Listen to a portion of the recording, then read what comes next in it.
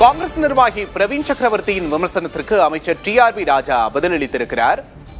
திசை திருப்பும் சூழ்ச்சிகளில் சிக்காதீர்கள் என்று அமைச்சர் தெரிவித்திருக்கிறார். திசை திருப்பும் சூழ்ச்சிகளில் திமுகவினர் சிக்கிக்கொள்ள வேண்டாம் என்று அமைச்சர் டிஆர்பி ராஜா தெரிவித்திருக்கிறார். தமிழ்நாட்டின் வளர்ச்சியை தடுக்க முயற்சிப்போரோடு நாம் போரிட வேண்டும், திசை திருப்பும் முயற்சிகளில் நாம் சிக்கிக்கொள்ளக் கூடாது என்று அமைச்சர் டிஆர்பி ராஜா பிரவீன் சக்கரவர்த்தியின் விமர்சனத்துக்கு பதிலளித்திருக்கிறார்.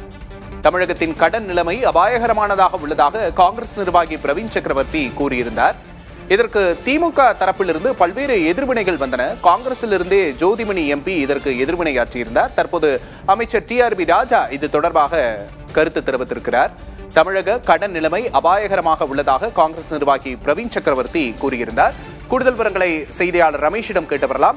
ரமேஷ் வணக்கம். தற்போது டிஆர்பி ராஜா பிரவீன் சக்கரவர்த்தியோட விமர்சனத்திற்கு பதிலளித்திருக்கிறார். இதை எப்படி பார்க்கலாம்? காங்கிரஸ் திமுக இடையேயான அந்த மோதல் முற்றுகிறதா, இல்ல டிஆர்பி ராஜா சொல்ற மாதிரி திசை திருப்பும் சூழ்ச்சிகள் நடக்குது அப்படின்னு பார்க்கலாமா? மறைமுகமாக இந்த கருத்தை டிஆர்பி ராஜா பதிவிட்டிருக்கிறார். பிரவீன் சக்கரவர்த்தி பெயரை எங்கேயும் குறிப்பிடாமல் சொல்லியிருக்கிறார். Concentration on our leaders path breaking schemes and development oriented thoughts என்று சொல்லியிருக்கிறார். வளர்ச்சியை நோக்கி கொண்டு வரப்படக்கூடிய நமது தலைவர்கள் கொண்டு வரக்கூடிய திட்டங்களுக்கு முக்கியத்துவம் கொடுக்க வேண்டும் என்றும், உங்களுடைய பொன்னான நேரத்தை அச்சீவ்மெண்ட்ஸுக்காகவும் திராவிட மாடல் கவர்மெண்டோடைய லீடர் குறிப்பாக அது போன்ற விஷயங்களுக்கு நேரத்தை பயன்படுத்த வேண்டும் எனவும் சொல்லியிருக்கிறார். அதே போல இது போன்ற ஈகோ சிஸ்டம், இது போன்ற விமர்சனங்களை செய்பவர்களை புறந்தள்ள வேண்டும் எனவும் அவர் சொல்லியிருக்கிறார். இது பிரைவேட் அஜெண்டா எனவும் அவர் சொல்லியிருக்கிறார். We have a larger war fight with those trying to cultural growth of TN என்று அவர் சொல்லியிருக்கிறார். மிகப்பெரிய ஒரு போர் தமிழகத்திற்கும் கலாச்சாரத்திற்கும் இடையே நடைபெற்றுக் கொண்டு கலாச்சார தாக்குதல் நடைபெற்று வருகிறது. அதற்காக தான் நாங்கள் போரிட்டு வருவோம் என்றும் பிவேர் ஆஃப் அன்வான்டட் டிஸ்ட்ராக்ஷன் என்று சொல்லியிருக்கிறார். இது போன்று திசை திருப்பவர்களிடமிருந்து உஷாராக இருக்க வேண்டும் எனவும் மறைமுகமாக தனது கருத்தை தெரிவித்திருக்கிறார். நிச்சயமா ரமேஷ், அமைச்சர் சொல்ற மாதிரி இது ஒரு திசை திருப்பும் சூழ்ச்சி அப்படின்னு கூட பார்க்கலாம். இந்த நேரத்துல காங்கிரசின் மீது திமுக ஒரு கடுமையான அதிருப்தியில இருக்கிறதா சொல்லப்படுது. காங்கிரஸ் தலைவர்கள், காங்கிரஸ் நிர்வாகிகளோட செயல்பாடுகள் காரணமா முதல்வரும் திமுகவும் அதிருப்தியில இருக்கிறதா சொல்லப்படுது.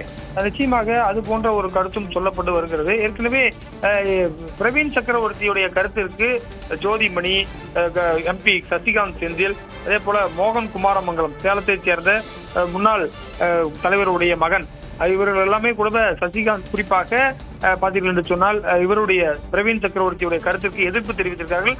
உள்ளுக்குள்ளேயும் சில விஷயங்கள் நடந்து கொண்டிருப்பதை நம்மால் பார்க்க முடிகிறது. அதே போல பல தலைவர்கள் குறிப்பாக திமுகவிலிருந்து நேற்றைக்கு பார்த்தீங்கன்னா புதுக்கோட்டை அப்துல்லா முன்னாள் ராஜ்யசபா எம்பி அவரும் கருத்து தெரிவித்திருந்தார். கடன் யாருக்கு அதிகமா கொடுப்பாங்கன்னா, யார் திருப்பி அதிகமா கட்டுறாங்களோ அவங்களுக்கு அதிகமா கடன் கொடுப்பாங்க. அதே குறிப்பாக சிபில் ஸ்கோர் நல்லா இருந்தா தான் கடன் அதிகமா கொடுப்பாங்க அப்படின்ற மாதிரி எளிமையா புரியுற மாதிரியும் அவர் போட்டிருந்தாரு. இந்த நிலையில ஒரு பிரவீன் சக்கரவர்த்தி ஒருத்தருடைய கருத்தால பாத்தீங்கன்னா ஒட்டுமொத்த தமிழக காங்கிரஸ் மற்றும் தமிழக டிஎம்கே குறிப்பாக இருக்கக்கூடிய இரண்டு பேருக்குமே ஒரு மிகப்பெரிய ஒரு கருத்து மோதல் சமூக தளங்கள்ல ஏற்பட்டு வருவதை நம்மளால பார்க்க முடிகிறது.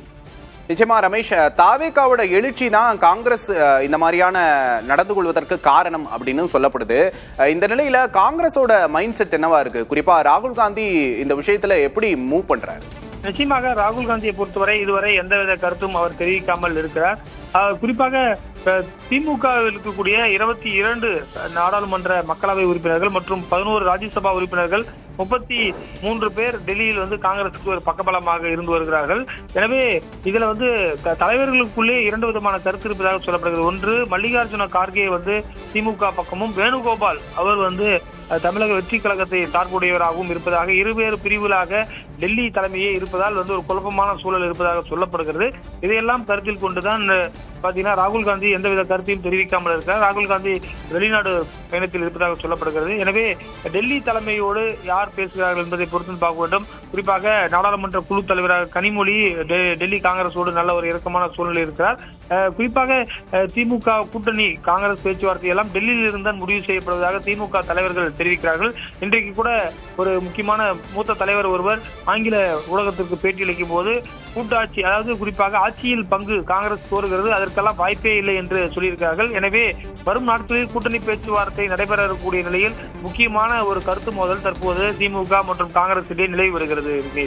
நிச்சயமாக ரமேஷ், காங்கிரஸோட இந்த செயல்பாடுகள்லாம் பார்க்கும்போது எலெக்ஷன்ல கூட்டணி பேரம் அப்படிங்கிறது ரொம்ப டஃப்பா இருக்கும் அப்படிங்கிறத புரிஞ்சுக்க முடியுது. கூடுதல் விவரங்களுக்கு நன்றி ரமேஷ்.